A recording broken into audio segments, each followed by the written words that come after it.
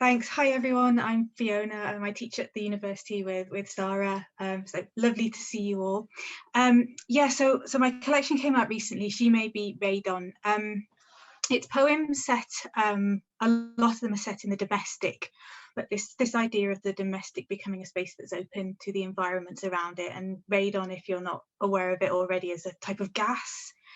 So your house could be in a radon heavy area, for instance. So it's this kind of unseen, invisible gas, natural gas that kind of moves in and out of domestic spaces. And a lot of my poetry is about this idea of where the indoors and the inside, the outdoors and the inside blur, basically. So thinking a lot about this, but there's also quite a lot of dystopias and things like that in the collection as well.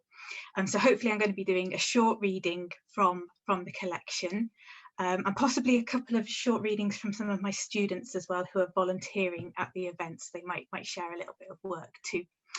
But the main body of the event is going to be a Blackout poetry workshop, and this kind of connects with some of the themes of the festival through the idea of metamorphosis, but also thinking a bit too about this idea of utopia's Bach and seeing if we can connect with that in some way as well.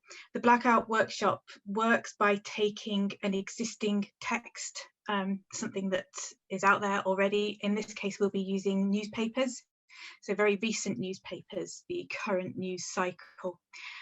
We'll be then taking black marker pens to it and redacting words until we end up with our own poems. So there's going to be lots of support on hand to help you do this, but there's going to be a twist. So we're thinking about taking bad news cycles, all the horrible things we hear about day to day, and we're going to work with a word constraint and reduce them down to tiny kind of positive utopias. And this is the aim of the workshop, to work within this constraint. So transformation, metamorphosis into smaller utopias.